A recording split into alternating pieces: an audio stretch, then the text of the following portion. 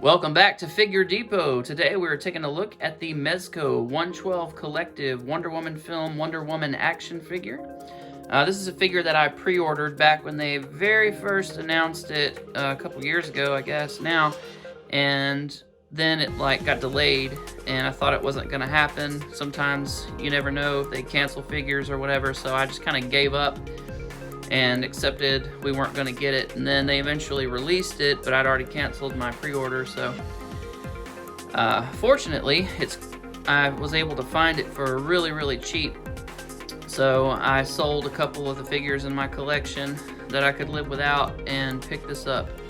And I've never actually seen one in person, held one in hand, so I really don't know what to expect other than what I've seen images of online. So let's get her open and see what's inside here. First, all your MEZCO figures that come in this kind of shoebox style package have a plastic slip cover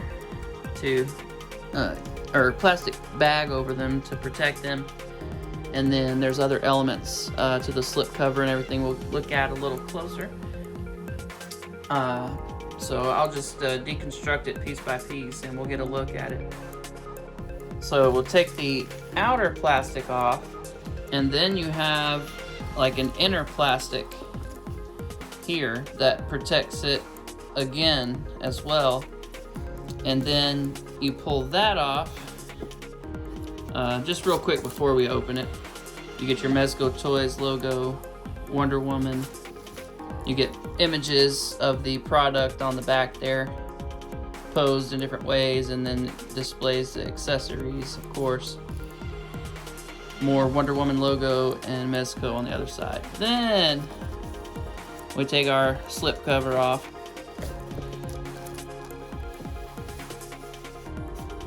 And you get the figure itself, which has another plastic piece that you can remove. And see the figure, who is also covered by another plastic piece.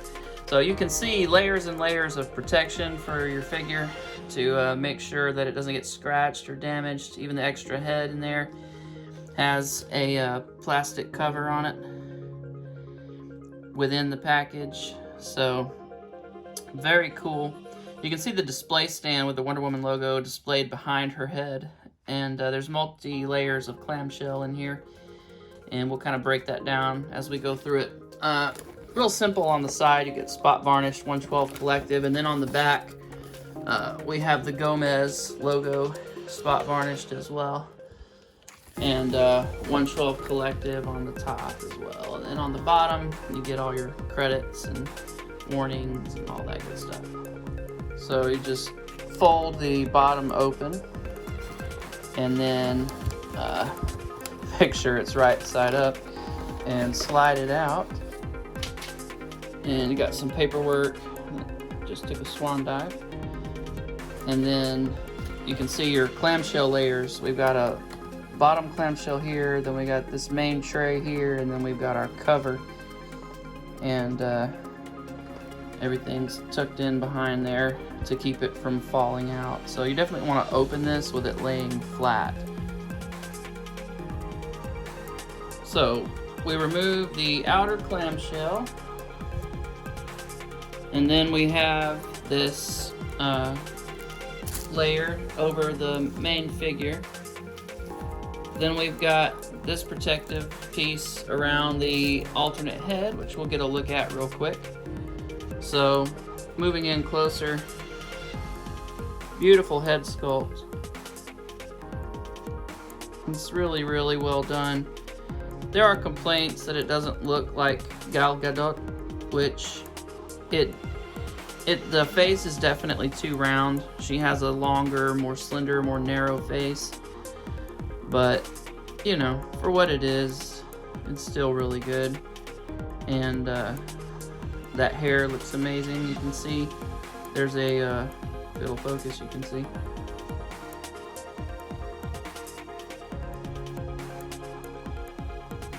There's a wash on there. So you get some highlights and lowlights there, kind of a two-tone brown. And really cool, the This headband that she wears, if you've seen the Wonder Woman film, was Antiope's, and she gets it before she goes with Steve Trevor back to America. So, significant piece there of her costume. I like it whenever certain elements of costumes or weaponry and different things have a significant meaning. I remember seeing the first images of Batman's grapnel gun in Batman vs. Superman and thinking, that thing looks sick. I bet it's gonna have a really awesome like backstory, and it ended up not, which was disappointing because it just looks so cool. But a lot of the components in her armor or costume have significance, and so I appreciate that. I think that's really cool. She has this molded lasso that's fixed in this position, and it looks really nice. You can see the detail work in there, and that'll clip on her belt. She's got a special holster on her harness for the lasso, and it looks really nice. It's just a single color gold, no wash. We also get this bendy wire lasso that you can manipulate and, you know, have it kind of shaped how you want to. And it's, you know, fully flexible and posable, and it holds its shape fairly well. It is very thin and dainty. What I'm thinking about doing is getting some like crafting wire, like some gold crafting wire, and making a little sturdier one, because this seems very, very flimsy. But we'll kind of see how it does as I manipulate it around. But the gold crafting wire tends to do really well. So anyway, that's that. So here's a look at the shield.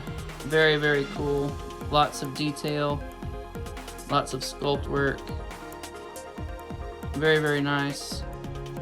Sort of a brass or bronze type look, and then it's got a black wash to kind of weather it up and highlight a lot of those really awesome details. It also has straps on the back for her to hold it, so that's very cool.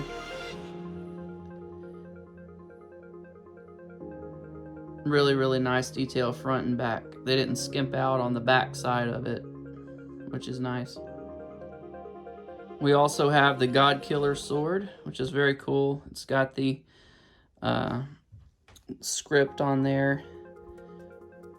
The Amazonian script looks very cool. You got these like seahorse monsters wrapped around the handle there and down to the end with their little tails coming off the back. It's really cool. I've always liked the design of this piece. I've got a they did a bunch of like the kids ones that have sound effects for like costumes and stuff. They're not 1-to-1 adult scale, but they're 1-to-1 scale for like a 10-year-old or something, but they look cool enough. And I've got one of those. I picked it up when the movie came out, and it's really cool. I like it as a display piece.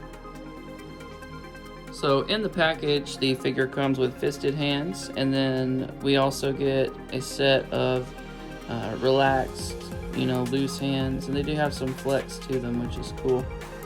I don't like it when they make them too brittle because I'm afraid they'll break, but these have a nice flex to them, so you shouldn't have to worry about breakage with these. They got, you know, really nice detail on the wraps there, and just really, really nice design. Simple but well executed, and they've got a little socket there, and there's a little ball hinge that goes from the arm into these, and you just pop them on and off. We also get these weapons holding hands, and she can thumb wrestle. But they have some nice flex to them, so you can get the weapons in and out without damaging the weapons or chipping the paint, hopefully. So, really liking the material that MEZCO decided to go with here. Alright, So on the figure, when you get ready to take her out of the package, you also have a film protecting her face. And then there's also, between the harness here, that got folded up. I'll have to tuck it down. There we go. With the harness here, between the harness for her weapons and then her actual bodysuit, you have this plastic sheet also to keep paint from rubbing and stuff while it's probably still drying some from the factory in shipping and stuff like that. So MEZCO is very thoughtful in how they protect your figures and package them generally. This is the first one I've had an issue with having something kick up like that, but it's not something that I can't tend to and fix at some point. So just tuck it under there and sit her down for a little while with it down, and it should stay put. But you can see that's a nice fabric skirt there, and really nice materials that they use for these. To take this piece off, you just pop off the head, slide it up, and pull that out, and you're ready to go. So taking a quick look at the head that comes on the figure, again, a little too wide, a little too round to bear a real strict resemblance to Gal Gadot, but it's not an ugly head sculpt. It's certainly very nice looking, very well executed. The paint's good, the detail's good, the sculpt work, all of it is really, really, really nice. It's just, the likeness is just a little bit off, but I'm not complaining about it. It's just something to note. I still think it's a really, really nice figure.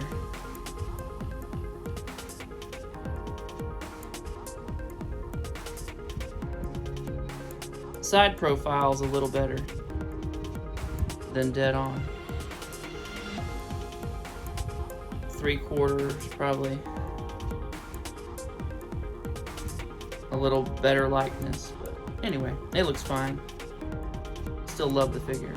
So here we have the stand, and it's protected by a cover as well. See, it's a very high gloss, so scratches and smudges and fingerprints are going to show up very quick, very easily.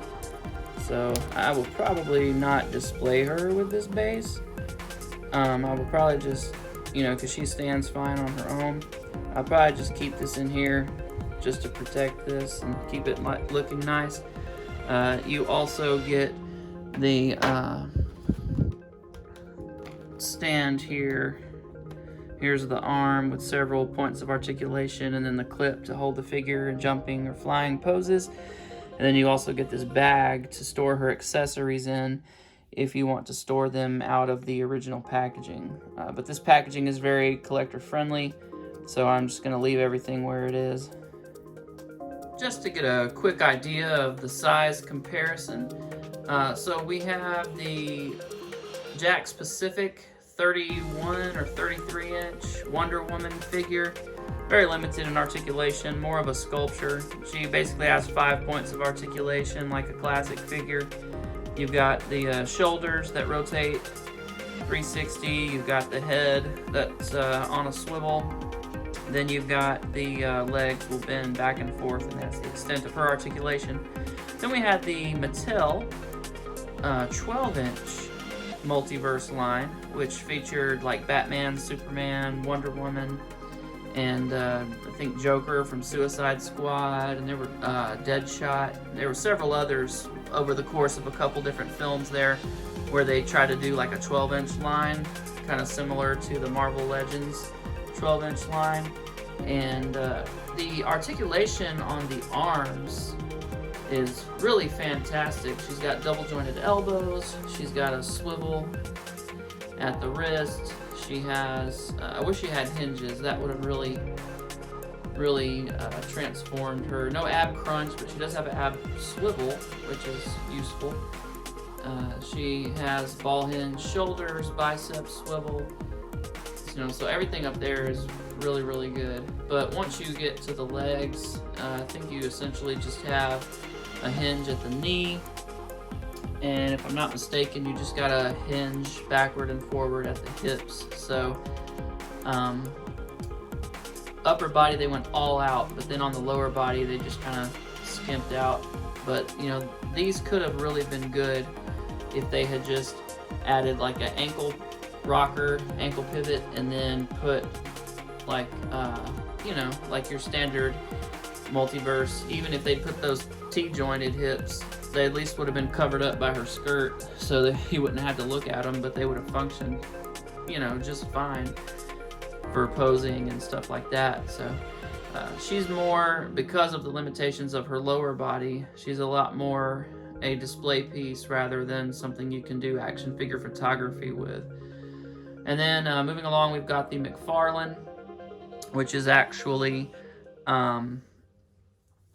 just been released here recently, and she also has double jointed elbows, and but her lower articulation, her upper articulation is essentially the same as the 12-inch Mattel one, but with the exception of she has ball hinged wrists, so that's really good for McFarlane. And but her lower body is where she really separates herself. She's got ball hinged ankles, which are nice and tight and not super loose and funky, kind of like the Essentials, DC Essentials line, which had all kinds of issues. These McFarlane ones are a lot better. And she's also got like double jointed knees and stuff, and her hip articulation is really good, so definitely an improvement. Looking at the Mattel 6-inch Multiverse Wonder Woman movie figure, and then looking at the MEZCO, that's where you can really see a stark difference when you compare the two in terms of articulation, in terms of sculpt, in terms of likeness. It doesn't look anything like Gal Gadot, but in the face, but you know, it's still a very attractive head sculpt, and so I picked it up and I've enjoyed it for what it was. But definitely the MEZCO is leaps and bounds above that one. So just getting a quick 360 look at the figure here. She is very beautifully crafted. The paint is very nice. I'm loving all the detail that I'm seeing here. Looks just fantastic. Nothing to complain about. Very easy to pose. We'll get a look at the articulation here in just a moment, but I just wanted to get just a nice 360 view of the figure from head to toe here, so you can just appreciate it on its own. The metallic paints that they used have a very nice sheen to them. They really capture light well. Very beautiful. Her skin tone is pretty evenly matched almost everywhere on the figure. Some of those little hinge discs are just a shade lighter than the paint on the figure, but they're not super noticeable. It's not enough to be off-putting, I should say. So the overall shape of the figure is very nice. Anatomically, it's shaped very well, proportionately. Everything just looks good. When you look at some of the other figures up close, like we'll also do here in a minute, you'll notice how the sculpt work in terms of anatomy is so much better on this one, especially in the legs. Alright, here's where we can really see what a beautiful job they did sculpting this thing. I mean, it is just awesome.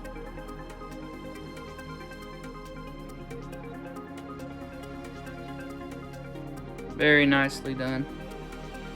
From the hair to all the different lines in the suit.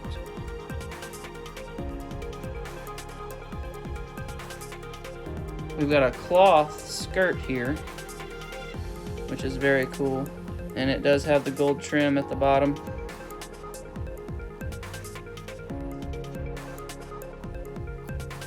You can see it's got just little layers and flaps like the actual skirt. One thing I did notice on mine, when they packaged it, part of it got kicked up a little bit. This piece right here keeps trying to fold up, so I'm gonna keep it down, tucked under there for a little while, and just kind of layer it down so that it can get that flattened back out. But very cool. Looking at the detail there on the boots, you can just see from head to toe they've really outdone themselves in terms of sculpt and paintwork. You got little flesh tones even there on her, where you can see her feet through the straps and the plates of armor, and it's all very clean, very well done. When this figure initially released, I think it was like a $80 maybe, 80 to 100. I think it was 100 at the comic shop that I was going to pre-order it at, and then ended up canceling, and it shot up to like 120, 130, even higher. But I actually found one for 60, so about half, little less than half of what it used to go for. So, you know, if you can get a hold of one, I highly recommend it. Very, very nice. In terms of articulation, the head is on a ball peg, so it'll move 360, it'll tilt back and forth, side to side. It is inhibited a little bit by the hair, of course. It is soft, but not soft enough to be able to just completely, you know, bend it out of your way. We do have hinged shoulders, and they will, of course, go up and down and rotate 360. We do get a 360 swivel here at the bicep to the forearm, and it'll hinge back and forth. No ab crunch or swivel or anything like that, so she's pretty stiff from the chest down through the lower abdomen. We do get legs that kick really far forward, so that's real nice. They go back just a hair. We have single jointed knees that give you right at a 90-degree bend, and she does swivel. You can see the ball hinges inside there, and so she does kind of swivel around up there in the hip socket, but then she also has this thigh cut here that swivels as well. So two swivels essentially in the same place. I think it works pretty well. Then we do have a ball hinge here at the bottom of the feet, so you're able to move the foot around kind of any way you want to, essentially just like the wrists, which I forgot to mention. So if you you can move the wrists around there on ball hinge too, so you can get them 360, and you can make rockers out of them or swivels or whatever you want to do with that. So really, really nice, really good articulation. Wish they could have got a little bit better bend out of that elbow, so we could do the classic, covering her face up thing with her arms across her face. But oh well, maybe the next version for Wonder Woman 2 will do us a little better in that regard.